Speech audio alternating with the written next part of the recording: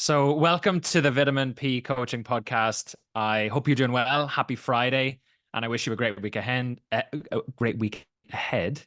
I'm honored to have another guest with me today. I'm gonna label you as a friend, as a former colleague, as a really thoughtful leader in Northern Ireland, but also just a great human. Laura McClean, you're really welcome to the podcast. How are you? Thank you so much for having me. Definitely a friend. Oh my gosh, Yes. we've known each other 10 years, Philip. Ian. I'm so honored to be here, truly. In response to that, I want to give you a shout out firstly, because you came into our office recently and the reception was amazing. Like, I will start by saying the team were like, what is going on? Who is this person she's bringing? Because I kind of labeled it as my friend does this amazing things. Like, we're gonna welcome them into the team. It was for them. It was about their personal development. It didn't benefit, I guess, Synchron in any way, but it benefited them as individuals. And at the end of it, I don't think you could almost get out of the room from what they wanted to hear so much more and to ask you so many questions. So thank you so much. And I'm really excited to be here and also to have watched you on this incredible journey Mm, that you've been on. 10 years, right? I mean, you've been doing this longer, right? But since I know yeah. you. Wow. So I'm very privileged to be here because you work with some pretty important people across the planet, right? So yeah. Yeah. And again, like honored that, I mean, that we know each other, that these conversations happen, that I get to do the work that I get to do. I mean, I don't get imposter syndrome, but I definitely check in on myself quite often just to just catch my identity up with what's going on. And I mean, I've done a year and 4 months outside a city where we met and initially kind of built a relationship with, and it's wild. It's wild some of the stuff that's happened. But again, nobody sees, like you say, it's not just 10 years, it's not just a year and 4 months, it's 2 decades focused Yeah. on my interior, focused on relationship, focused on all those kind of things. So yeah, thanks for recognizing that and even saying that back. And I mean, you're the group that you've cultivated and continue to cultivate, right? Because again, it's like planting seeds and watering them daily. You build that culture. Yeah. um, what you've built is special. Who you're becoming is even more special. And I mean, I'm excited about your journey ahead as well. So, I mean, yeah, kudos back to you, right back at you. Um, Tell us about you. Tell us about what's going on in Laura's life. Not necessarily this week, but I mean, just in general, where are you? What's happened? What's going on? And what are you excited about this year as well? Yeah, so it's seeing like the past year and a half has been a little bit intense for me. So that's probably when I started Synchron. Synchron's a fintech global consultancy, and we are very fast-paced, doing lots of cutting edge work in terms of the different capabilities. So like AI is obviously a huge one at the moment, right? Data, cloud, DevOps, engineering in general. There's just so much excitement happening, and we decided a year and a half ago Belfast would be somewhere that we'd land, and I'm heading that up. And it's been a very fast-paced, crazy exciting year and a half, right? And we're on this huge growth trajectory, which is very exciting. Also, like a little bit scary at times because Mhm. you know we have huge ambitions for what we're doing in Belfast, but also for me, there's the local stuff and the leading the local business, but Synchron's actually this huge world of connectivity community, and we get to go traveling a lot. You probably see on my LinkedIn, like we've been to India and Dubai and Serbia, and oh my gosh, so many places last year. It was incredible. And on those sort of weekends or weeks away, you're not just going into the office, but we do a lot of offsites.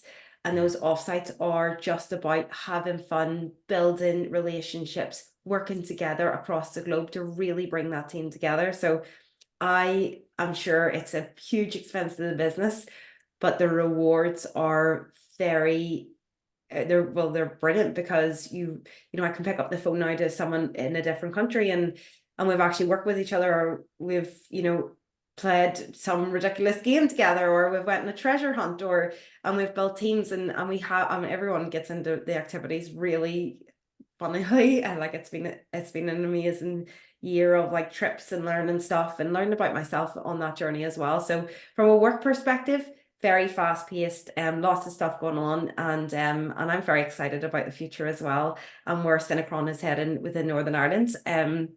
But personally, I'm getting married this year, as you know. So that's huge. We're getting married in July, and that's been a bit of a roller coaster too, because I will give a shout out to my other half. He has been doing a lot of the organizing because I've been a little bit busy. But I'm really excited about the wedding. We get married in Portugal. We lived in Portugal before. I was a much shorter time than he had previously lived there. And it feels like home for us. So it's really nice to go back and bring our family and friends over and have a great weekend with everybody over there. So very excited about that. Also, obviously a little bit nervous. It's a big step. You know this, you've done this. I heard it's you bet your partner half your shit that you love each other forever. Yeah. Yeah. I know it's more than that, but it's all like it's so funny. Yeah. Katie told me that. I'm like, that's really romantic, love. Thank you for telling me that. I mean, so you lived in Portugal, so I never knew that.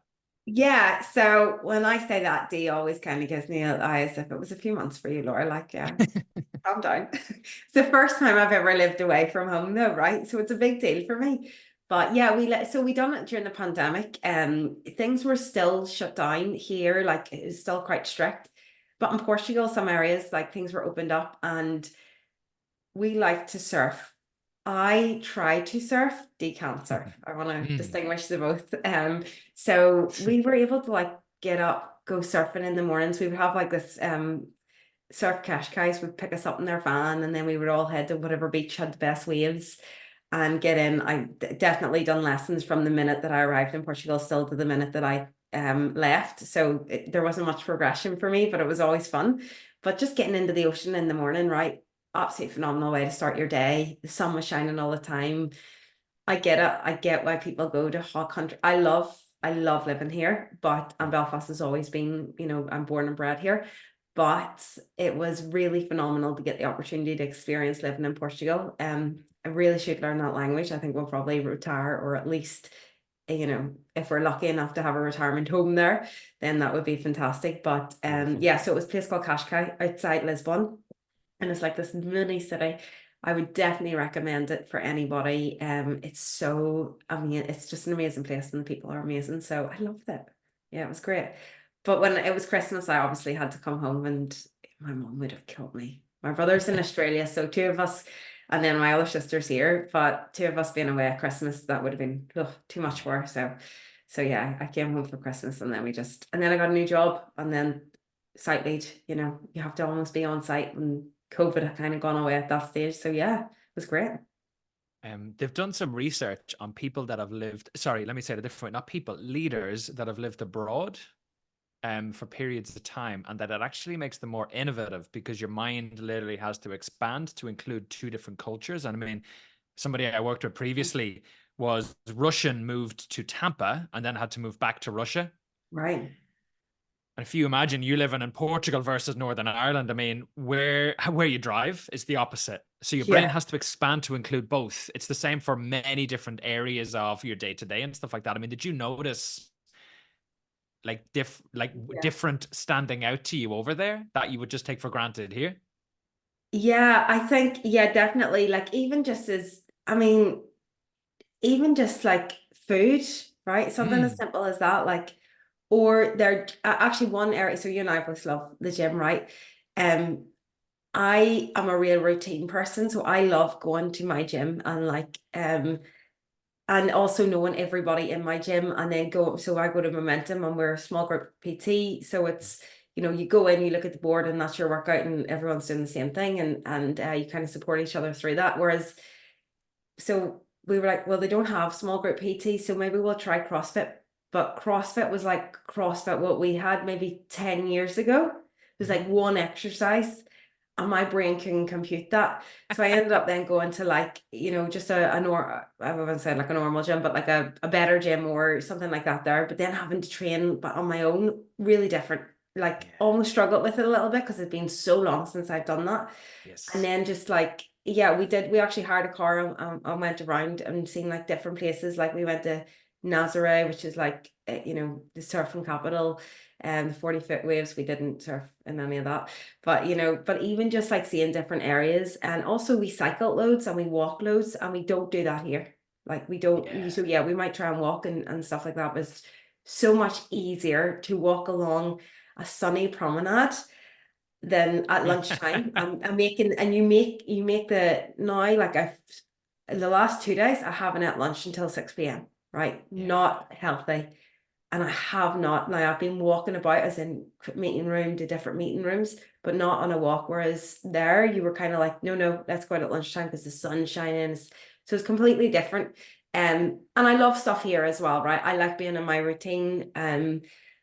I sadly live 4 minutes from my parents, and I love that. So you know, things like that there, I definitely miss. So I do understand that there's definitely merit in traveling, especially even at any age. Like I really encourage traveling, and I see so many of my team, like some of my team have came from India, and I'm always so in awe of them because they've moved their whole families here. That's a huge thing. That's like researching schools, like, you know, and we try and help them as much as we can. You know, we have like this booklet where it'll be like GPs, where's pharmacies, different areas of Belfast, all these things.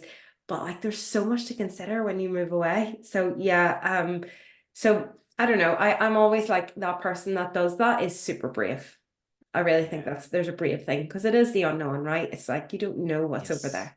You know, a holiday is And that's completely different. But that's leadership, is stepping into the unknown and then Yeah, creating a little bit more certainty behind you. And I think that that's some of what you live, not just understand in your mind when you live somewhere else. You've lived it. Your body has experienced the uncertainty and walked towards it or lived in it. yeah, Beautiful. yeah. It's a great connection. I don't think I would have made the connection.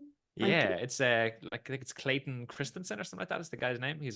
He passed away a couple of years ago, but he was extremely, I think it was either Wharton or MIT or Harvard. He was the professor of innovation and did some beautiful work, and that was one of his insights around that kind of innovation and the mind expansion or the the definite qualities of people who have traveled and lived abroad definitely are more innovative, and also more open to diversity, because again they can experience more. Yeah, They don't judge it in the same way. They have an openness to it because they've had yeah, to. yeah. It's beautiful. That's one of my like things that I'm super passionate about, right? Understanding different cultures. I think we're getting better at it as a country, but I think we're a little bit behind in Yeah. that as well. Like I think we've got a lot more. You go to different you know, even cities, right? London, totally like so diverse, right? And no one thinks about it because they're so used to that. And here we're kind of slowly catching up. I'm really proud of how far we've came, but I do think we have a lot further to go in embracing other cultures. And I think leaders definitely have a for the workplace scenarios, you know, we have such an important role to play in that, to really embrace other cultures, but also, you know, like for our team from India, you know, celebrating Diwali and making sure like they're even like we do these show and tells every sort of twice a month if we can, sometimes just once a month. But if there's a culture thing coming up, then it's actually about can you teach us about what the celebration means, what the meaning is behind it. And the valley was fascinating. It was about this war over this woman. It was just absolutely fantastic to hear, and the joy in the people presenting it was Mm. incredible because they were so proud to tell us about one of their special celebrations and where they're from. And a lot of them go home for that. So even and then when they come back, then we'll bring everybody for dinner and really celebrate it. So I really believe in learning about different cultures, and I'm trying to always remember to be open-minded, but not just open-minded, curious, right? Being curious about Yes. it so that we can learn so much because we can learn. We have, I think in this role that I've been in, I've noticed we've got such a diverse culture in Cinepron, right? Not just like globally, but actually as a um I'll actually if I may I'll tell a quick story because this happened very recently. We sponsored I'm not even going to remember the name of it now, but we sponsored 4 students that went to it was the Syntonis Futures Digital Futures is what it's called program, right? And basically all these STEM students came together. They created a STEM, like a business case and an experiment. And then the winner, the judging panel, I judged this with Ross last year, and the winners then went to New York, right? So these 4 students got to go to New York. Incredible. I don't know what age bracket they were in, but they weren't at GCSE level yet, right? Phenomenal futures ahead. And one of the things where I was like, well, we're in Times Square, like you're going to go see Cinecron, right? So we brought them to Cinecron. I mean, they're Simon Bailey takes, and Sentinus take all the credit for this, but they got to go to Cinecron, CNN, Night Jordan, like so many incredible places, and do the tours. And the one thing that came back as a feedback was Cinecron really resonated with them because they seen themselves. There was so much of a diverse culture, and so many, I'm proud to say, so many women that spent time with them, and they went through our Fin Labs, which is like we wrote out all our sort of accelerators in our Fin Labs. It's very unique to Synchron. And our Fin Labs leader, Sandeep, brought them through it all, and then they presented back on what their competition was that they won. And it was phenomenal. And I'm super proud that we could be part of that, but also super proud of the fact that they actually went, I see myself here. Because they weren't originally, some of them were not originally from Northern Ireland or Ireland. So they literally were like, they're diverse, and they spoke about that, right? So actually hearing that back was so lovely. And so many of our leaders came to me and says, this is a great program. Why are more people not doing that? And I'm like, I have no idea that answer, but we will continue to sponsor this program. This is fantastic, right? So yeah. But it's like all of you is welcome is something I say to people that I work with quite often. And I'm like, if you want me to sit in the mud with you when it's difficult, or dance in the rain when you're celebrating something beautiful, Yeah. all of you is welcome. And I mean, when people feel like they are welcome, things that previously may have caused them shame that they think they had to hide because there was something about them that's different or bad or whatever, they can open up to that and be in the space. Which is beautiful. So yeah, it's really amazing to be able to facilitate that, right? Absolutely. I think you do that so well. And it's about creating that. Well, I think for you, attributes to your energy, right? There's a safe space in this energy. You have that psychological safety already, right? But by telling people that, you're almost cementing it in that they can be themselves. And that's how you get the best out of people anyways, right? So like, I even think that, and that can sometimes be a challenge, right? Do you ever experience that where you're seeing barriers maybe put up, or people a little bit like don't know if they can really bring them through their true selves? How do you kind of navigate that? Some systems or organizations aren't safe for them to be themselves. So those defense mechanisms are really helpful. And their intent is always from a place of love, as in your defense mechanism, or fear or insecurity or those kind of feelings of I need to hide or be safe.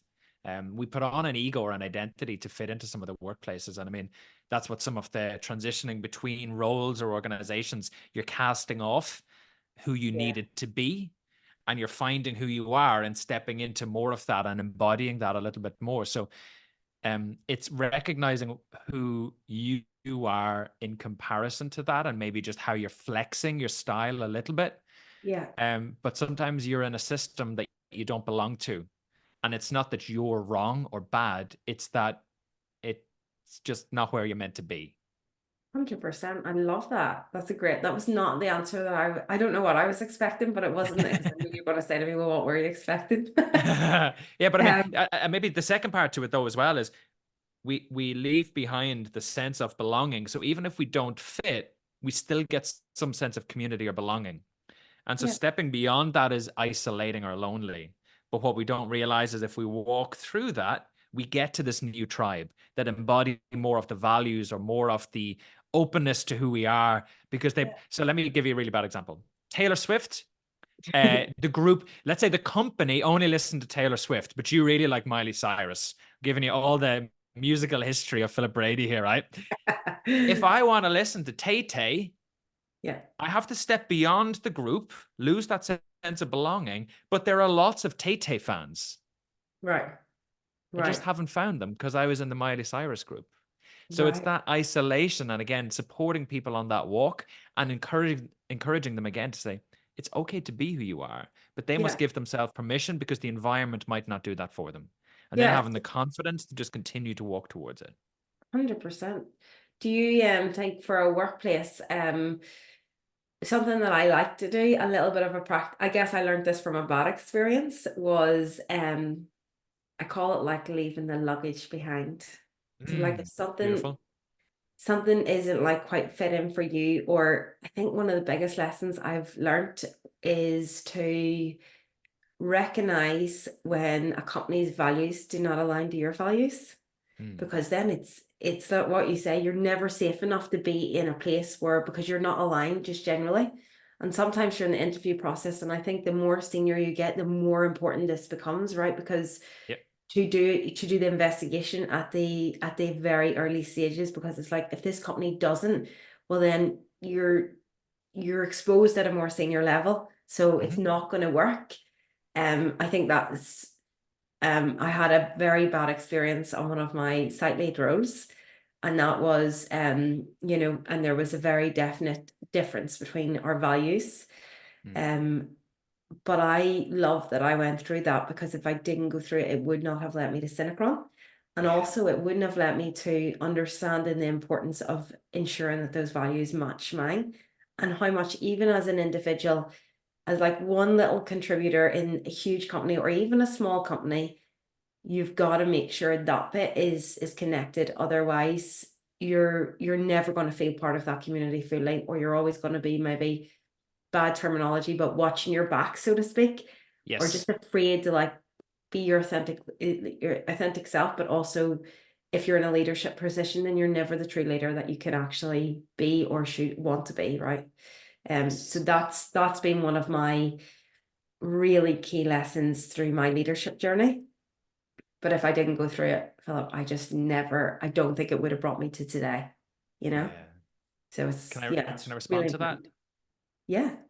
Because I think as well, it's that when your values aren't aligned, you're also nearly kind of hiding some of you, or you're only operating from some of you. And you're always nearly mentally making two decisions. One, can I do this? Should I do this? Yeah. So you're buffering who you are and how you come across, and it's exhausting. Oh, I And then we know. wonder why people are burned out. I mean, there's a recent post on Harvard Business Review saying, I mean, it's a misalignment with purpose and values that is causing so much burnout. So you're Yeah. not second guessing that sense of, am I safe here? When that safety is present, then we could just be. Yeah. We don't have to second guess it or titrate or filter who we are. And And 50% is managing impression, 50% is being who we are. yeah, 100%. Just be it's you definitely, 100%. yeah. I know you're right on that exhaustion point. Like I think I took 4 weeks before starting a new job, because I was like, I mean, 4 weeks of a complete break, like switch off, laptop back, didn't look at a computer for 4 weeks, like what? You know, and it was because I needed that. And also I went to therapy in that Yeah. time, right? I was like, let me honestly put the luggage down. Like, has this experience, what's the lessons, like drawing out the positives, but also making sure that I left any negativity Mhm. behind, because then you can't give, you're still exhausted, and you can't give the true, what you actually want to achieve in your next role. You can't fully be there if you don't completely, I guess, shed from what's happened in the past as well, right? So yeah, it's really really interesting to hear your stance on that as well. Actually, should have called you during that time, Philip.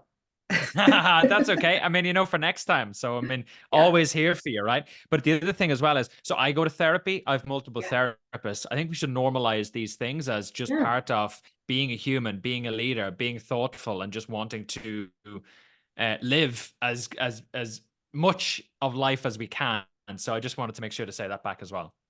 Yeah, I totally agree. Like, I don't do it now. I'd rather, the coaching thing's really important for me, right? And we've spoke about that. But because it's always important to kind of, I guess, normalize what your internal thinking is, and doing it in a really safe space, and having that person to do that, or having someone to navigate you through a very difficult time, is Hmm. super important. And it sometimes it's better for that person not to be someone you love and trust in your home.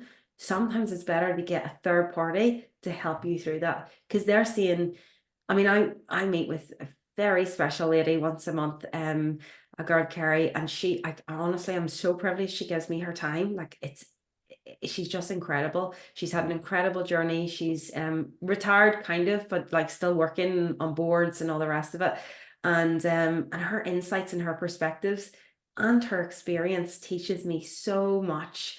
Like whenever I say things, she'll change my point of view. And like it's always in the right way, right? Or it's always like, that's right, but what about this? There's always an and then if that's creating that value, so like you can get that from therapy, you can get it from coaching, or you can get it from mentorship, right? And if you really, well, if you want to grow, and you and I are both growth mindsets, like, bookworms, love learning, um, then I think then getting someone in your corner that can help with that is true, and having several people, right, as well. Like, we've met for coffee recently. I meet with other business leaders, like, and having that sort of community as well, I think super important, because you can't, in a leadership role, you can't always tell everyone what's going on either.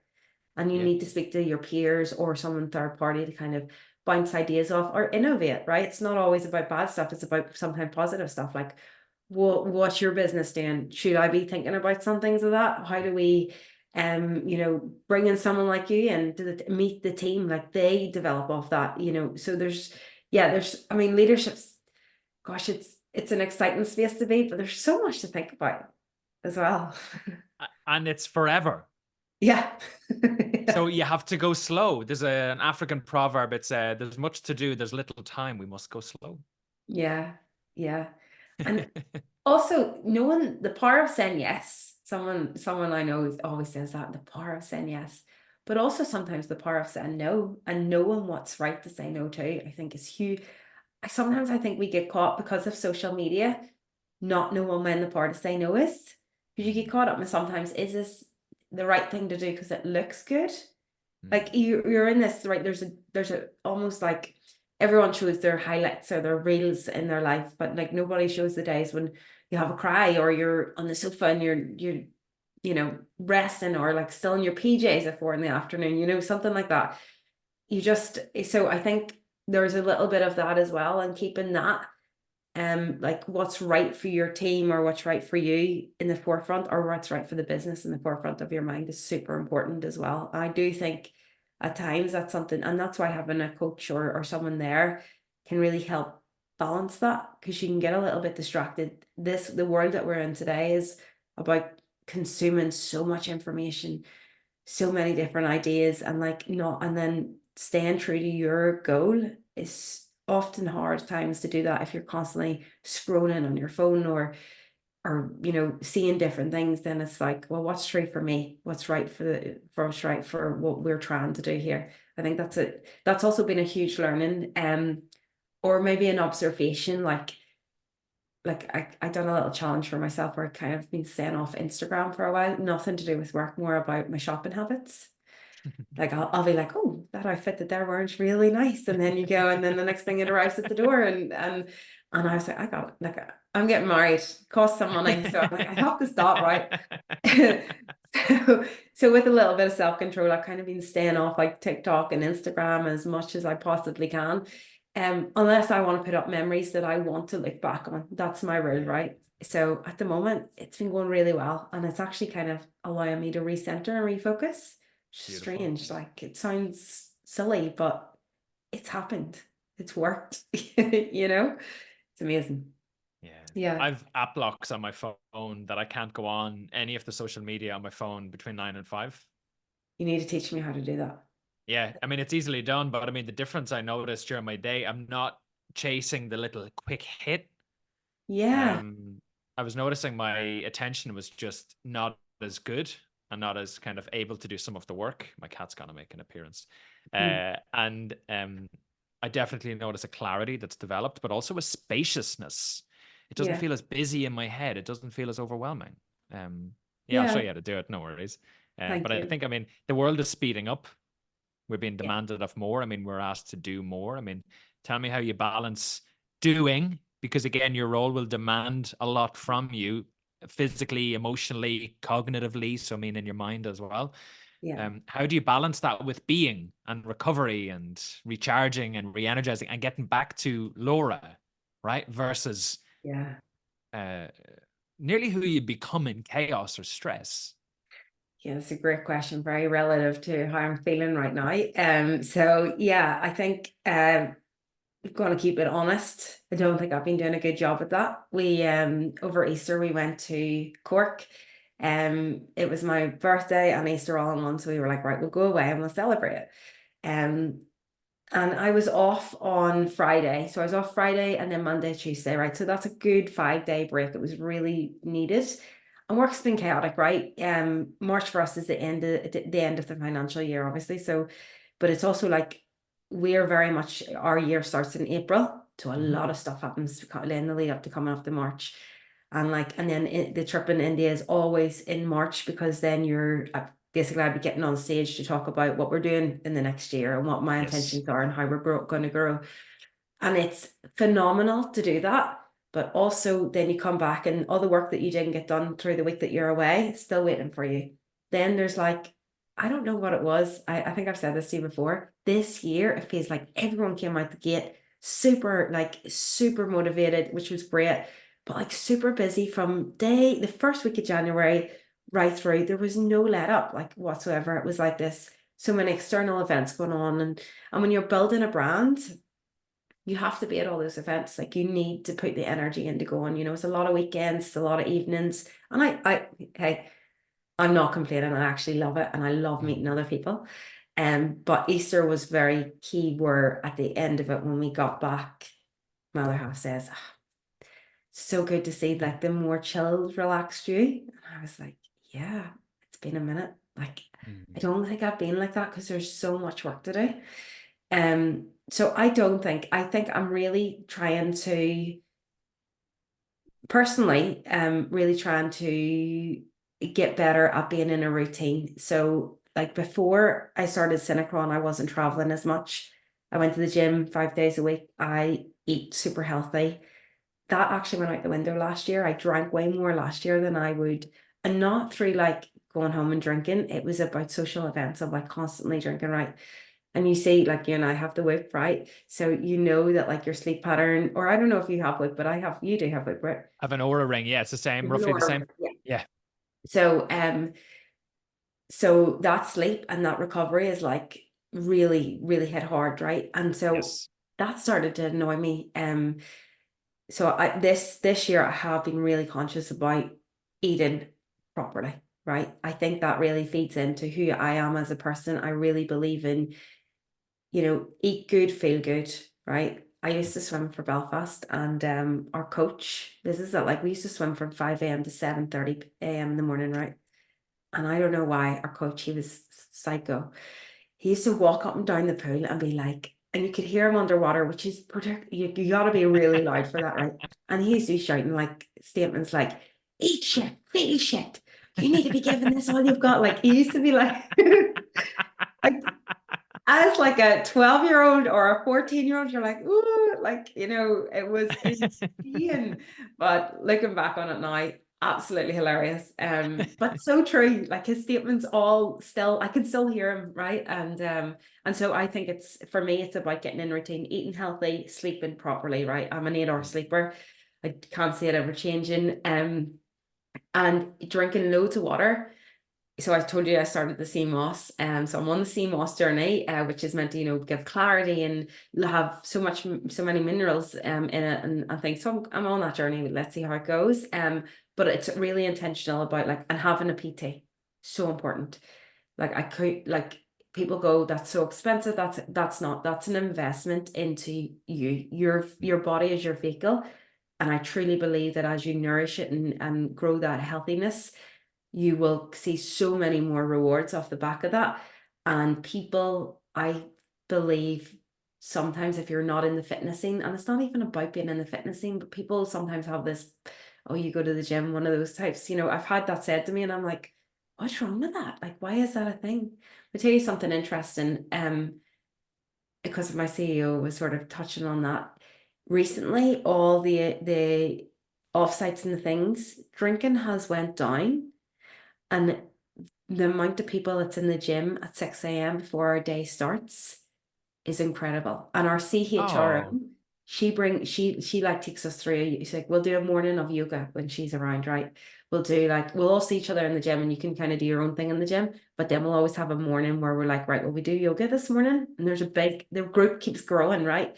And then when we were in Dubai, we had a guy, Dinanji, he runs every single day without fail.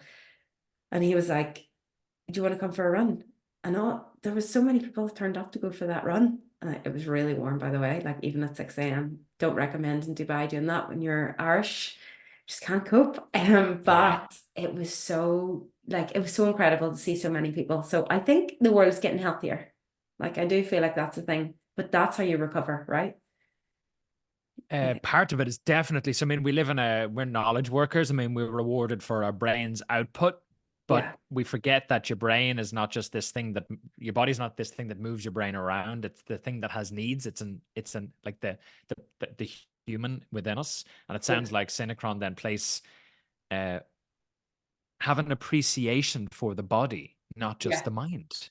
The full human again is welcome and honored with, what does my body need? It needs good inputs, typically movement, water, food, like you've said, connection, yeah, value alignment, so that a meaningful purpose or direction into the future. And then the brain output looks after itself because the brain or the body is getting the right inputs. It feeds one another, and we just forget that. yeah, Yeah, beautiful. yeah. Love it. Love it. It's great. Um, Tell me about leadership today, what it is, what it should be, what does it need to change? I mean, we've probably experienced different leaders. Yeah, where is leaders now? What have you learned from some of the good and some of the maybe not so good? And what do you think we're moving towards in the leadership space? I love this question because I talked about this yesterday. I'm going to talk about it locally first, right? And about like what changes I see in the local, certainly in the tech sector, in comparison to maybe my own experience with leaders, right? Um, Locally, I feel like there's this new energy across leadership. Like I feel like there's a new appreciation for putting the worker's needs first, like the well-being. It's like a holistic, like you have leaders, I want to give Ross a shout out, DJ a shout out, who runs Business Insider. Ross runs ASOS, for anyone that doesn't know. Even Christina, like Patty Larkin, there's so many leaders that I connect with and meet that I'm incredibly in awe of. I mean, even in our recruitment, right? So we've got like Enzo. I love meeting them and like feeling their energy and understanding that they understand what our culture is, right? I work with them. They're our main recruiters, right? We work with other recruiters, of course, but like you can see this change that's coming in, right, across the board. You can see, and it's not even that there's a change. I'm only 5 years into this leadership in a local form, so I won't speak about leadership that I didn't see, right, because that's unfair. But what I know is when we meet, we have this energy. I come away from the conversations completely energized, and that's because we're talking about not just thinking about work, we're talking about flexibility. What's right for our how can you actually build a sustainable workforce these days by taking on all the things that we need to do, whether it's parenting or doing the school runs included in that, or what about the people that are neurodivergent versus neurotypical? How can we support them? How do we build, a big part of even my office fit out was, so we really, a lot of the complaints that have came to me is the noisiness of my office, right? Well, what could I have done for the new office that we're building, right? Well, we've got an acoustic sound partner. We're also working with excellent or exceptional individuals who will bring about like knowledge on the what I need to consider for neurodivergence, right? What I need to consider for not just noise, but like the setting the tone of like what days you come into the office, and then not changing that on somebody that might actually upset their whole week and take them out of balance. And I'm not the only person that's talking about this, right? I'm actually learning. I mean, I went to talk about DEI, I don't know, like a year ago in Liberty IT, and there was Allstate were there, Liberty IT were there, and another company, I think it was Affleck. And basically, I followed up with that meeting the MD Tony at Liberty IT and saying to him, I'm passionate about this DEI. It's not about a sticker. It's actually I really want to do good work in this space. And he completely welcomed me with open arms and was like, come in, like, let's talk about it. Here's what we've done. Here's our plan. It's incredible. There's no more, like, if you ask for help, the leaders around are going, no problem, we can help, right? And even the ambitions of software NI, the leadership that sit around that table, I'm proud to be on that. We done a full, strategy piece, and what are we trying to offer? How are we trying to really build our platform locally here and build a skills pipeline and all the good stuff that's trying to go on, and the amount of good stuff. Philip, I'm so proud when I see this community come together, because there is genuine, everyone is trying to do the right thing. And whilst we all are either in big companies, and have a global headquarters elsewhere, or whether we're home and grown here in Belfast, it feels like we are all trying to get the same thing and create a really good workspace for people to work in. And we want interest in work. Like, we don't want our people not to be inspired by what they're actually doing and not to create that space for innovation. And I see that with most of the mid leaders that I meet. And I feel like that's I don't feel like I used to hear about leaders taking to LinkedIn and talking about what they're doing. I don't think that we used to see that. Now it's becoming the norm. It's normalized, right? I was at a round table last week and someone give Ross a shout out for he does his personal posts. Like, he'll connect it to his personal life, right?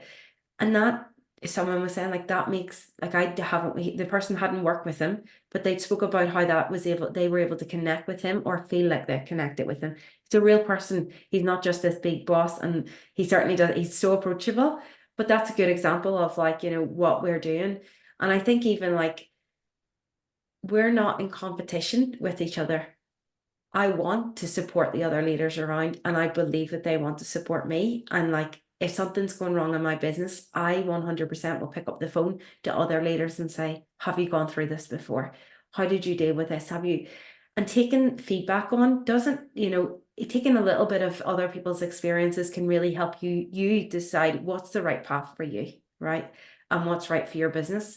I think bringing that into it is really exciting, and really helps you be, like, not just holistic, but come back to being that thoughtful leader, right? Because sometimes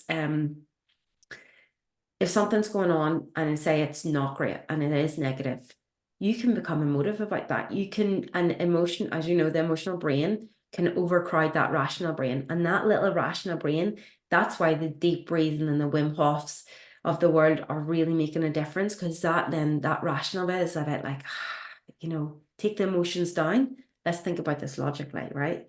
Or you do REBT, which is, rational emotive behavioral therapy. All of that stuff. I mean, I nerd out in that, right? I love all that stuff, but I said this to you recently. I trained in it, right? I trained to become a coach. Sometimes it's really hard to actually remember when you're in those situations. And that's why having a coach or having a community that you can lean on is so important. So I think I'm super excited to be part of the group. I'm super excited about how I can take all the learnings that are going on locally and apply them to Synchron, and hope that has a ripple effect on a global scale. Although I have to say, our CEO is phenomenal. I just cannot even express, and it's not fake. He's doing lots of stuff that I can't even publicly say, but it's all really good stuff that is charitable, and he's not doing it for any press. He's doing it because he's a genuinely good person. He's giving back, right? And I just think that's so inspiring. He's so humane, and it's so it makes me go, I'm super excited to be part of this journey that we're on, because Cinepron's an exciting place, because our leader is a genuine person, and he's a super successful person, but he's so down to earth, right? We were thinking about doing a safari for our honeymoon. He was like, up on a free. I was like, no, I think you have enough things to do.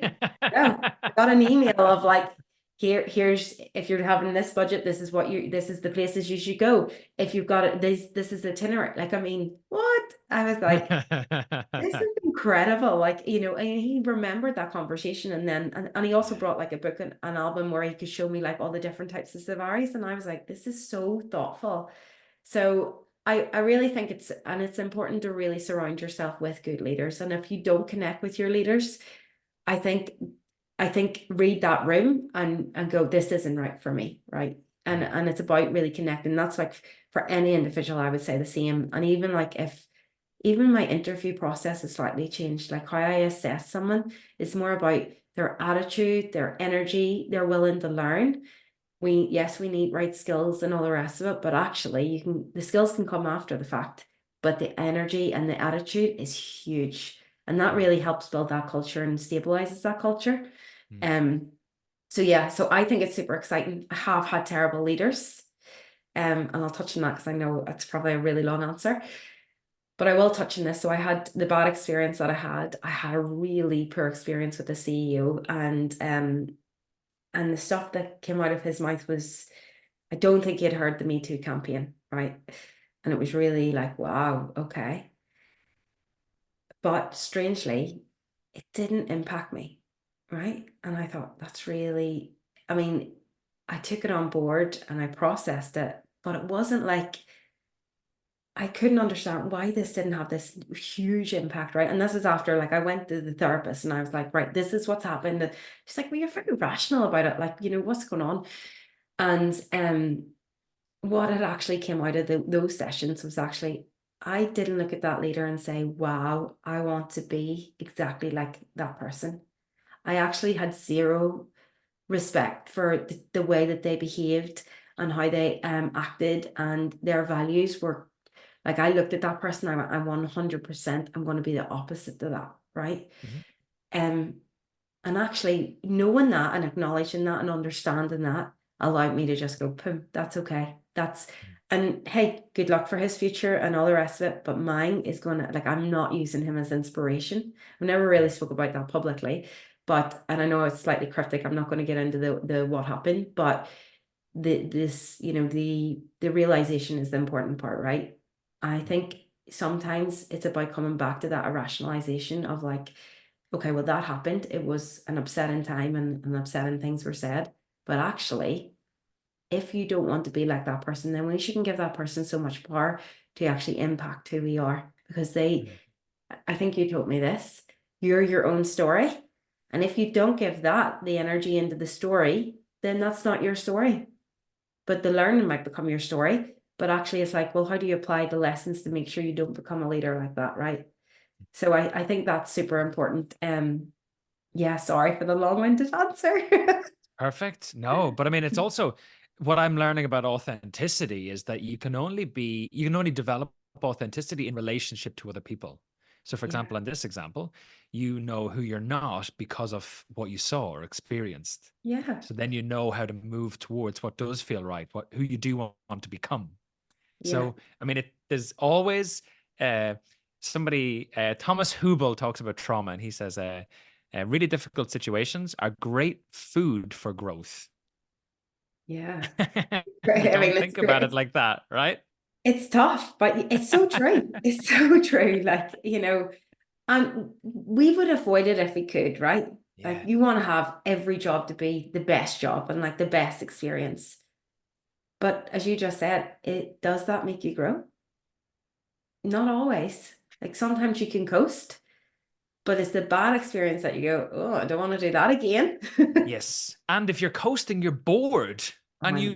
that's suffering in a different way. And I mean, the Buddha found enlightenment not within the castle walls, protected from all of the hard things about life.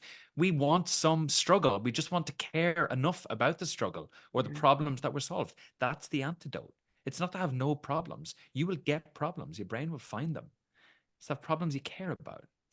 Do you know, you said something earlier about purpose, and that really resonated with me, and for the exact reason that we just touched on. But like, if you don't have purpose, why are you wasting your energy, right? Like, I could not do a job if I didn't see the sense of purpose in it, right? And sometimes I guess I'm lucky that I do have that, and not everyone gets that. But if you don't get it, go search for it, because you'll be so much more happier in life. Even with all the problems that it throws your way, you'll still be glad because you've got that purpose. And that purpose, I think, gives you the strength and the energy to keep going, even when times are tough, because Yeah. there's a bigger picture, right? And even on bad days, when I question, like, why am I doing this? And there are those days, of course, I'm not going to pretend there isn't, but the answer's still there. It's still really obvious. Like, it's still like, well, I'm doing something really cool. I'm getting to grow something, and my name's attached to that. And if I do that in a way that I'm super proud, I'm going to be real happy, because I've actually left something then that I've started, I've grown, and I'm proud to say this is what we have achieved, right? I think that's a privilege for somebody like my boss, or my boss's boss, to actually give me the opportunity. And I don't take that lightly either. And I think when people get complacent or take their job for granted as well, you can kind of lose a little bit of that sense. But I think keeping that in check is actually um really an advantage to that individual, because then it's like, wow, you've actually trusted me with that role. I want to do that job proudly. Mm. So yeah, I think a Yeah. lot about that. And I've heard a quote, and it's make decisions from vision, not circumstance. So what you're saying there is that kind of purpose of growing something, creating something, is something from vision. And if you make decisions from that, rather than, oh, today's really tough, it's really negative, it's really hard, it's really difficult, whatever. If you make decisions from that place versus vision, you're only going to increase the negativity or the space that you're in. Whereas if you act towards and make decisions towards what it is that's a little bit beyond where you are, Yeah. it pulls you through the dark. There will always be dark times. It's what's the story or the learning or the adventure that it's forming part of in that chapter of your life. Yeah. I love that you put adventure in dark times someone said. That is That's so what it's good. about, right? We go through Mordor. I mean, I talked to a coach yesterday, literally last night, and he said when he was asked on a coaching program, and I mean, I'm doing a lot of talking on this, Laura, so hopefully you don't mind, and nobody minds that, but I I get love it. excited about this stuff as well. And he said in his coaching program, to me, this is a junior, early on coaching program years ago that this person did, and Yeah. they were asked about their coaching style, and people brought in like, my coaching style is supportive or thoughtful or compassionate or all these kind of just terms. He brought this picture of like Mordor and says, I sit with people when it's really tough and we get to the good place at the end. And I'm like, that's awesome. Yeah. Like it's so deep, but it's also so true because that's what life is about. We go on Yeah. many adventures. Yeah. Yeah, exactly. I was going to ask you about coaching and I mean, how you coaches your role, because again, I mean, you can't do all the work. So you have to delegate, you have to loosen control, you have to kind of let go of some of these things. How do you see kind of coaching as part of who you are, your style? Do you see it as part of it? I mean, how do you make sense of it? That's a great thing. And if my seniors were all in the room, they'd be going, you're still working on that delegation piece, right? Yeah, I got that feedback about delegation about 6 months ago. I've really tried really hard to be better at that and really let go. I find it really hard. I really do. Um, but sometimes it's, and I've done it recently, and actually sometimes it hasn't worked.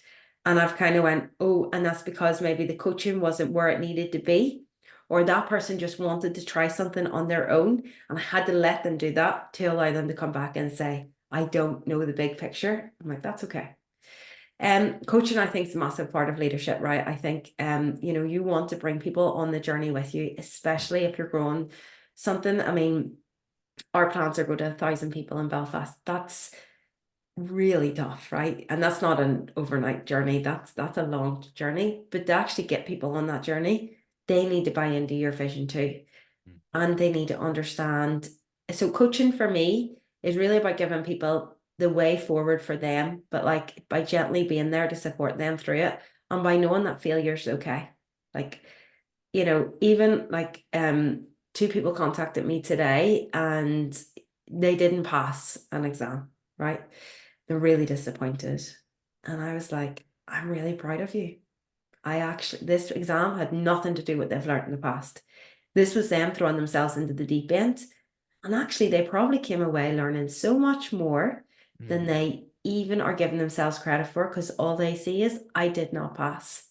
Actually, you Yeah. did. You did pass because you were open to learning. You had the right attitude. You wanted to try it. It didn't go through the first time. Big deal. So I really embrace failure. I think that that's what we really learn. But I really believe that, like, I do have to let go. I have to have that trust. I have to have the right group around me as well to have that trust. Mm. And I think that's been, we have made some changes in recent months internally, and that's about making sure that we are set up for success. And also, create a leader must create stability, right?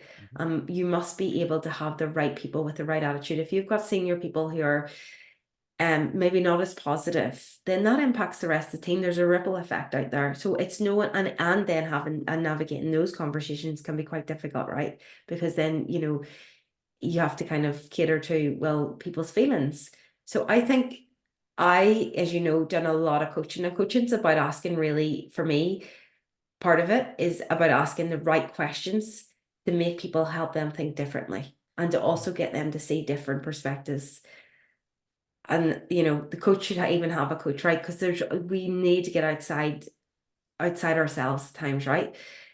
But that's, I think, and that's why, I said to you earlier, we need to do the coaching thing, because it's so important, because then you can be in a safe space to kind of bounce ideas off, right? And I'm so lucky. I can call my boss. I could call him at 10 o'clock at night and be like, hey, this is on my mind, and we talk through it. And that's great. And then we come off the call on the same page, and it's great. And we've been innovative and different. Having someone like that actually teaches me to also be like that as well, right? I like to think I am naturally, but we always like to think that we're great. We've got loads, but we actually have loads to learn. So there's loads of things that, and also taking on feedback, right? So I'm trying to make my feedback loop with my team more consistent, and Yeah. knowing exactly when, things aren't going well, also knowing not to immediately change things, because someone could just come to you with one thing on that day and it's a hell of a thing. And you're like, they're emotional, or they're tired, or they're drained, or they're overworked. And if I go and react to everything that I heard, I'd just be chaotic all the time, right? And it's Mhm. about me sitting back and going, it's okay. Let's just, like, let the dust settle almost, right? But teaching my managers to also do that is super important, because usually the problems are either, somewhere in the middle, right? It's not like and they need to actually solve. So, and stepping away from you being involved in the solving is also super Mhm. important. So that's Yes. a learning journey. I think Yep. it's a little bit tricky whenever we're in startup phase. Hmm. You really have to put a lot of trust in the people that are being brought in, and then getting them on board with your vision, but also letting them go learn, go do it, go see what works and what doesn't work, and then bring it back. It's an evolving journey, I think. I think it's super interesting to be on it.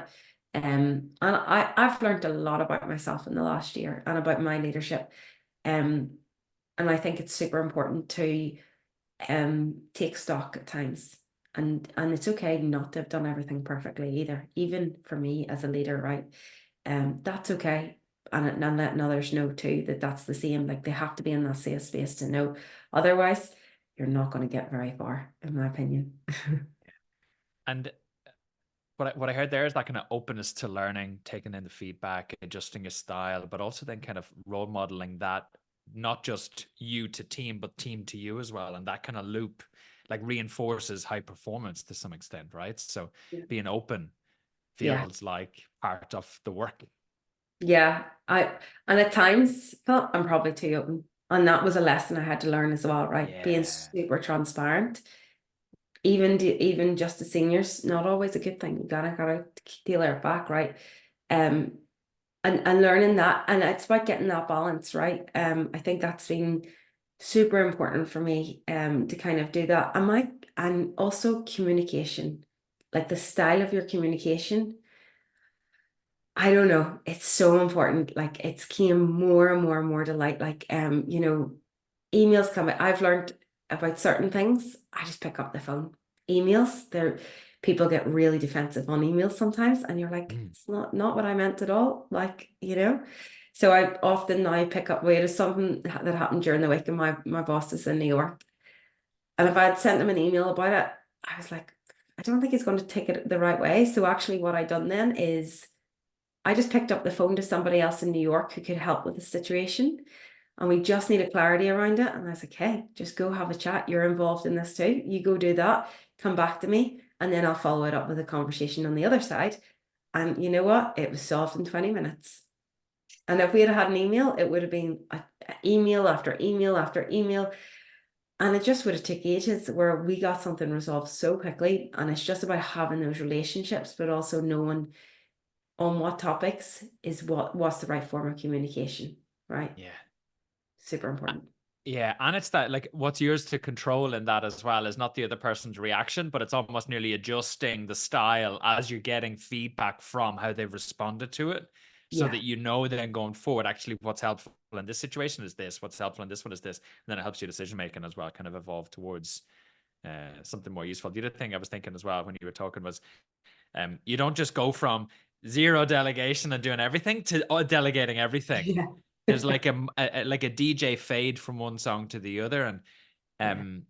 your nervous system has to adapt in small increments. And sometimes we delegate everything, and then we get burned. Yeah. And it's noticing that tolerance for yourself. I always link it to like abseiling down a cliff or a rock face. You don't let go of the rope. You loosen your hold over time, and it becomes gentler how you hold the rope. It's the same with delegation. You don't just let go because that's too overwhelming for you and for them. Yeah. It's Yeah. finding that kind of like uh, it's just like a titration, like the amount or capacity of the other to be able to hold it, and your willingness or ability to be able to handle the uncertainty. Yeah. Um, I actually think it's super interesting because it also like the relationship with the rope, you develop a relationship with the rope as you're abseiling, right? Because it's about trust, yes, right? And yes. actually that is I think getting to know the people and the positions around you, that's an interesting journey in itself, right? Because then they're getting to know you just as much as you're getting to know them, right? And Mm. that's important to kind of balance that and to make sure like they're supported as much as they need to be, but not micromanaged. I have got feedback about, do I micromanage? No, I don't. But again, it's about that delegation, but you need to still delegate more. Like just because you don't micromanage doesn't mean you're delegating. And I'm like, yeah, okay. So yeah, that was that's definitely been a learning. Yeah. And what else are you kind of paying attention to learning for yourself in life, in work? What are you excited about kind of leaning I'm into this year? going to go with this is like a thing called Embrace Your Park. God damn it, the thing's on. So it's this book is really special to me because the very special lady that I spend an hour with a month sent this to me from the States. She said to me on one of our calls, like, oh, I'll send you the book, don't worry. And when she said that to me, I thought she meant she would send me the name of the book on email. So Mm. I was kind of eagerly checking my emails. And then I got a call in the office to say, our package has arrived for you. And it was, we hadn't ordered anything in ages. So I was like, oh, no idea. It was the book. This book it's about a woman's path to authentic leadership and meaningful relationships, right? And I read it cover to cover before my next meeting with her, right? Because I wanted to tell her, like, I've read the book, it's great. There's exercises in the book, so I've scribbled all over the book and it's really tattered. But actually, I did read the book cover to cover and I loved it. And it's packed with so many lessons Mm. that then I decided I'm going to take it chapter by chapter, right? And I'm actually going to apply the learnings each month from the chapters that I'm reading. Really Wow. powerful. New time Yeah. that never done this before, never done it. There's so many lessons that I was getting overwhelmed with the amount of things and because everything in the book makes sense. Like this book has been taken from research and, groups and groups of leaders across the globe. And when you have that, this is what I love about books, right? Books are so powerful. They're the lessons of history. They're the lessons of leaders. I mean, the book list that I have, I've got a huge bookshelf downstairs, just absolutely jammed. I have books down here. There's books everywhere, right? And even when I think, sometimes I go back to them and I'm like, I forgot how good this was. Or like I open them at a chapter and I'm like, why have I not remembered this lesson, right? I find it really like I'm trying to absorb all this information. So by taking this chapter by chapter. So this year has definitely been not just about making sure that my body is coming into full health and like trying to put as much nourishment and goodness into it. It's actually about embracing that with my leadership as well and learning about my leadership style because I won't get to the next level unless I grow and develop on this. And that's something that's super important to me. So I looked at doing a course recently on, it wasn't on leadership, it was on leadership, but it wasn't. Um, and I spoke to somebody and they were like, but why are you doing that? Like you already do all those things every day. And I was like, yeah, I guess I do. So then I had to go back and I was like, well, why am I doing that? I think you and I even spoke about this, right? Um, and there was lessons and it sounded like a great course. And then I met like a girl, Dr. Lolly. She's from Dublin. Philip, you gotta go to one of her talks. I'll send you her LinkedIn. I Wow. know She's that just name. I think you probably would have seen her on LinkedIn. Mm. She's like incredible. So she basically so someone had said to me, check out the courses in UCD if you want to go down and do this. There's innovative courses and stuff like that. Anyways, I took a pause because she sat down and she was like, right, what are you trying to achieve? I was like, well, I want to grow in leadership. And she was like, well, what are you doing right now to do that? And I was like, okay, well, I meet this person, I'm reading this book, I'm doing this and that. It's like, you're going to overwhelm yourself with so much. Mm. Stick to the journey. You're on Mm. the journey already. And I Yes. am. And the one thing that I need to get back into is journaling because journaling is so powerful in terms of when you write it down, and I'm very cathartic, like that's such a cathartic thing to do, right? Yeah, write it down. Getting better at that, Philip, and not having um and actually making time for it, I think really helps us evolve because you really learn more well, I learn more when I write it down. And I love writing as well. So yeah, so that's what I'm really focusing on over the next thing, embracing my leadership style, but really knowing really strongly what that identity of my leadership style is.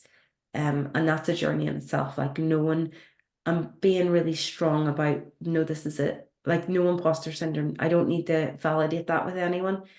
That is who I am as a leader, and that's okay to be that person as a leader, as long as there's fairness and it's with right intention, then I gotta embrace my style and getting the confidence to do that, I think is kind of been the last journey of the last year. So I'm not there. I've got more work to do, but I'm enjoying it. And I think that's more important Forever. forever. I know that's the thing. You always say that, and then you're like, you're never going to be there because there's always going to be more involvement. But that's the fun. That's the Oh, fun. oh, and that's part of it is you're never going to be there. You're only ever here. Yeah. So don't try harder getting there. Try easier being here. That's Yeah. the answer. That's the Yeah. work. That's a great, great statement. I love that. So true. It's because it's true. I mean, Yeah. I didn't make this stuff up. It's just true. Any Yeah. other books? You had another book beside you as well, that you were Yeah. going to recommend? So why use, like why listen to, work with, and follow three qualities of a true leader? I don't know. We should get these on this. Yeah. So yeah, so this one, I'm just starting this one. So the embracing your power, right, is I need to gift this to some people as well. Because some people I've gifted this to my mom. My mom's an incredible, so my mom's in her 60s. I went to university with my mom. Did I tell you that before? I No. know you've met her, but yeah, so uh mom had her own businesses and she decided she wanted to do something different. And maybe this is why I think change in our house is quite easy, but my mom's definitely been the driver behind it, right? Not afraid to get stuck in. Great lady. Yeah, I mean, you met her, right? So she went to university. She won a Sue Gardner Award and she got top marks in her final year exams. We were in the same hall. We graduated one day after each other. I could hear someone being puking at the back of the room, and I just knew. I was like, that's my mom. She gets herself so worked up because she cares so much. So she went into occupational therapy, right? And it's coming close to retirement age. And she said to me the other week, I don't think I'm going to retire. And I was like, great. Like, if you don't want to retire, don't retire. And she says, no, I'm going to work voluntary, but I'm not like, we're not calling it retirement. And I was like, okay, well, then it's not retirement. And she was like, I'm going, so she knows exactly where she's going to do her voluntary work and what she wants to do to change. So she's helped like children who have been told they will never walk because of a disability. My mom has genuinely helped them walk. We used to come home at the weekends and severely disabled children would be in our house and we'd be like, well, who's this? You know, or coming home from school on a Friday and she'd be like, you know, I'm giving their parents respite. She's just incredible.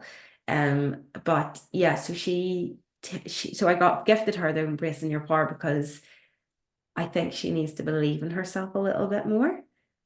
Mm. Because she's doing like life-changing work. And I'm like, that's so inspirational. So yeah, so I feel very lucky. So that book I recommend all females and males. But this book is for everyone. So it's just about leadership. And I love reading books on it. I don't read novels. I don't know if you're the same.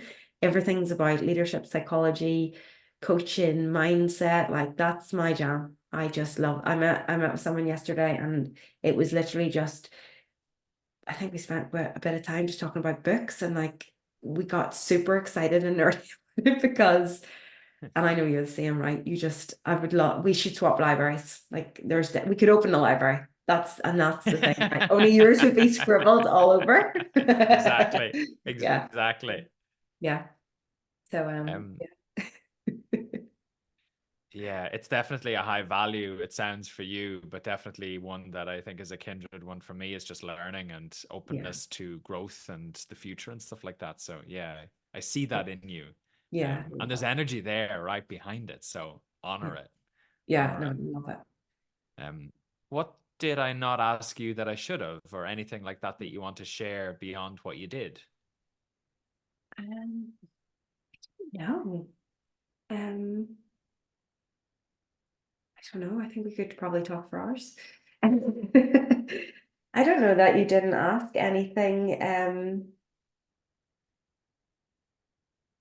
I don't know. I think we've kind of covered. Have we covered everything? There's so much to talk about leadership, really, isn't there? Yeah. Yeah, I do. I think we've covered a good amount.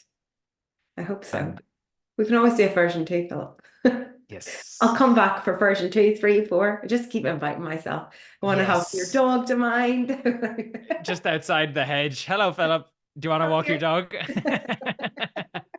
And tell me if you want to ask me anything.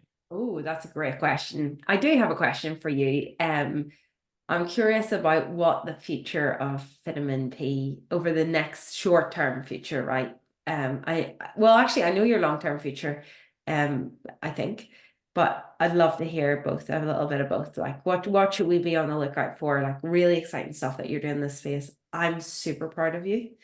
And I want to be part of it. Like, what are we looking forward to? Because I did see something, and I was like, how did I miss this? Because I seen great people in the audience. You had like a coaching day recently, did you? Like a workshop. Yeah. A Like a workshop. 2 hour workshop. Yeah. Right, right. Okay. So tell us a little bit about like, yeah, is there more of them coming up? Are they just for your clients? Tell us. Uh, so the future of vitamin, so long term before I die is a million trees. So one for every person that I interact with or work with, including groups. I care deeply about that because what I'm trying to do is move people's attention from quarterly returns to 7 generations into the future. And if we Mm, do that at a macro level in perspective, I think it makes a big difference in a micro perspective. So I'm just trying to embody that and get other people to kind of just think about it a little bit longer term. We'll be a little bit kinder, a little bit more gentler, and a little bit more patient. And that's some of the things that I care about. Um, Shorter term, it's so I mean, I can announce this now because I know roughly when this podcast will go out, but I mean, my wife is expecting and yeah. I want to. So happy for you. I really am. Like, congratulations. And I hope Katie's feeling amazing soon. Yeah, because it's not been easy for her. Oh my goodness, it's been tough Yeah. on her, not on me. I mean, I get to just do as much as I can to help her when I can, but it's not easy to watch her really just feel unwell a lot of the time and just Yeah. not sleeping and stuff like that. So it's difficult. But what I really want to, uh, so do you really want to go here, right? Because I've thought about this a little bit, but I have no goals or I haven't made it really specific. Let's do it. Let's hear it. So at the moment, my business is one-to-one kind of groups, kind of large audiences. Yeah. One-to-one, I think I have a certain amount of capacity to be able to do that. So I Yeah. definitely think I need to improve or widen the scope for groups and then keynotes and that kind of big group kind of thing. I also think there's a cost to groups, which is some of the intimacy and kind of just connection and kind of candor people can bring. So I want to get really thoughtful about gathering people and how I want to kind of call it. I literally got 2 books yesterday. Don't tell my wife. Don't, Katie, I hope you're not listening. One book is here beside me, and the other book is in the sitting room because I'm marking it in the evenings when I'm reading it. I haven't shown her the cover. She doesn't know it's a new book. Oh, But it's a lady called Margaret Wheatley, and she does some beautiful work in the leadership space. She thinks we're at a point of inflection in civilization where we need to pay attention to really thoughtful leadership and sane leadership. She oh, talks about this thing called islands of sanity in a world of chaos. And I want to try and find ways to bring people together in these islands of sanity. So, how we gather people together so mhm. that we can thoughtfully respond to some of the challenges that we're facing collectively. I think that that's individually in companies. I think it's systemic in schools. I think it's in government. So I'm trying to I'm trying to do some way of bringing people together, Yeah. working with I mean, I work with people across multiple industries at the moment. Yeah. I mean, Yeah. there's You do. airline, there's government, there's tech, there's banking, there's consulting, there's fitness. I do a lot of work in the fitness space as well. I mean, I'm not boxable. I don't want to be contained. I want to be widen my impact, but leverage the time because I want to be. I mean, Katie wants to work. She wants to. She's ambitious. She really cares deeply about work, Love that. um, and I want to support her in that. So I want to work uh, smart and leverage the quantity of time so that I Yeah. can be there for whatever child is born. I care deeply about being there and supporting Yeah. and developing, and I definitely think that that's part of the future. Um, I also think there's things like silent 10-day retreats, so that Yeah. I Have you done um, one? not yet, Okay. um, It's on the list. but yeah, I want to build a deeper awareness of my moment to moment experience because I think again it role models it for other people. Yeah. And then I think more time in nature. I need to create more space for myself because I'm definitely doing a lot of work and I definitely need more space because I think I'm going to write a book. I'm working on that as well. Okay. That's really exciting. And you should write a book. Mm. I will be the first in line to buy So I it. think that that's some of it. Yeah.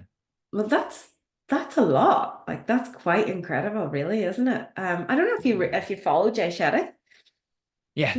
Yeah, yeah, because he talks. I can't remember if it's in one of his books or did I listen to a podcast of his and he talked about the 10 days retreats because you and I are quite similar like that. Like I really self-awareness is so key. Like it's to me like the most sensible thing you can do because if you can navigate your own self-awareness, you can be so much more impactful and effective. Mm. I had so many thoughts when you were talking through that. Like I want to ask you a few questions. Is that okay? Yeah. Yeah. Yeah, I'm gonna like put a slight coaching hat on. Just Yeah. want to know, like, have you looked at other people's like business models that might help you scale? Or like, is that part of it? Like, would you assess other business models to say like what's going well? Because you're in this unique position where you're the CEO and you get to decide, but your time is so precious. And I see you, I mean, I love this, but your popularity is growing, right? Because you're doing great work, right? That's off the Mm. back of how much value that you give. Like, and you know that from the skeptic people in the room that I had, and they are super skeptical. They were like question after question. The amount of messages that I got from you being in our in our office was incredible. And it was like, I did warn you all that you would all love him. But anyways, and it was about the lessons and the value. So yeah, do you often think about that? Like what the scalability when you're a one man show, how does Mhm. that grow? Like how do you like how are you going to scale? Uh, Tech. Right. So I'm leaning into AI just to test this stuff. Yeah. I'm also trying to do more talks. So whether that's workshops or keynotes. I mean, I've done a couple of keynotes already. I mean, I've done Old Trafford. I did Windsor Park in Northern Ireland. I did a couple for some kind of big government bodies. Like Yeah. and some of the stuff I can't talk about. That's some of the challenge as well. So I mean, the scale is sometimes behind the scene. I mean, somebody I work with calls me the leadership whisperer. And I actually might change my tagline to that because, I mean, I wrote down today confidentiality must become 100% a thing, both for the content of the conversations, but also who I'm working with. Yeah. I mean, I'm working with some people that I can't talk about. So then how do you market the business or build brand and impact? I mean, that's going to be a tension I'll have to navigate. But Yeah. I think tech is definitely part of it. I've thought about associates, but I also don't think I think you dilute some of who I am and some of what I'm about. So Yeah. probably pushing against that a little bit. Probably groups is probably programs, and then a podcasts. I mean, that's why I do this. Yeah. Uh, it's me and my mom and you and Ross that listen to it, but fuck it. I mean, I'll keep doing it, right? So I mean, it's finding Love kind of media. Media is probably the next thing. So some way of doing uh, it. just just content, and I just try and give away as much as I can. So that's That's some of it. That's some of it. Yeah. I love that. I love that. I'm immediately thinking you should speak to somebody who's a one man person who has grown his business but also did not want associates, right? Not in the same Mm. business, actually in the fitness industry, right? So not an industry that you're new to, like you're in that scene, you know all those leaders, but this person is from here but doesn't live here, right? And so I'll connect you both because I think that you may give value, you may not. If not, I think you both will have a very interesting conversation. Anyways, because he's a great person as well. And yeah, I'll do that after this because I think there'll be Yeah. value in it. And And but it's can I? very exciting. I Sorry. mean, something else that you said there is like, I don't want this to sound cliche or whatever, but I mean, I'm also happy where I'm at. Yeah, and you should be. Right. And I want to grow my impact. So I mean, I'm trying to manage that tension as well, if that makes sense. I mean, I held a glass of water with somebody recently, and I think I actually talked about this You with did. your team, right? It's like like we don't know what we have. Yeah. Glass of water. I mean, you've talked about safari. I mean, we went on honeymoon on safari as well, and we were in South Africa. That's where we did it. And I mean, the experience of just seeing um the landscape and the people and how welcoming and like just beautiful they are. But I mean, the poverty that is everywhere you look. Uh, I mean, watching Elvis play fetch in the back garden moved me to tears a couple of weeks ago. I Yeah. mean, I'm incredibly lucky to just be experiencing this moment, right? I'm getting a little bit emotional thinking like this is beautiful. We don't realize the gift that we have. And I just want more people to experience it a little bit more often.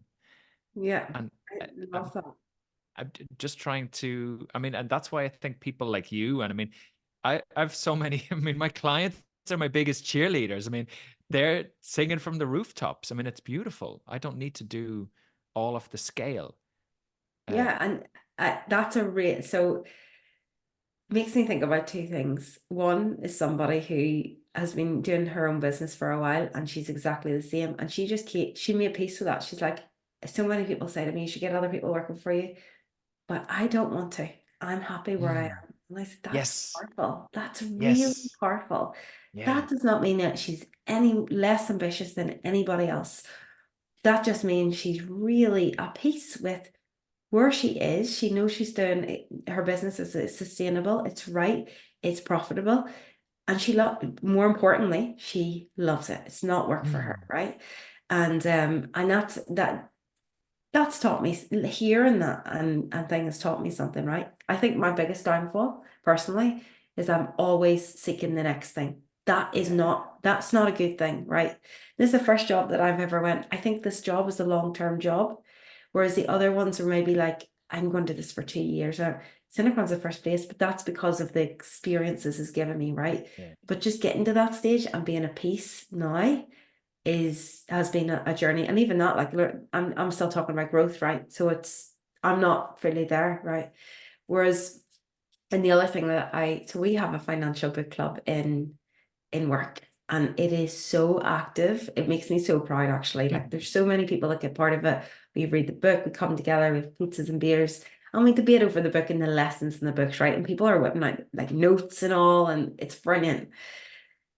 And one person on the team, so everyone that went, he was like, pizza and beer, I'll stay behind and see what this is about, right?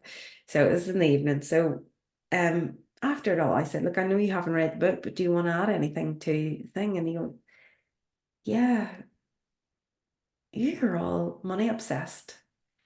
I'm really happy just like having a roof over my head and food in the fridge. And I have a family who absolutely love me and I love them. And I'm really happy. And boom, the energy just, everyone was like, yeah. And the Mm. next thing, the next thing was, it was like, she'd reread books about Stoicism. Like, it just changed the whole agenda, right? Now, Yes. the financial book club was there for a purpose, and it was about, teaching people about pensions and setting people up for not to be millionaires, but to be successful and or to be financially literate and to make Yes. sure they've got the right knowledge to make the right decisions for them. And again, we'll caveat, no one in our team is a financial advisor. It's our favorite line. But wow, that was powerful. I just wanted to Yeah. hug him. I was like, Yeah. thank you for bringing us all back down to planet Earth. Like, Mm. because honestly, whilst I don't want to be struggling and I want to be able to retire Mhm. 100%, money actually is not a huge driver for me, right? Mm. I won't be the top paid. I'm not the lowest paid, but it's not actually my driver, right? Mm.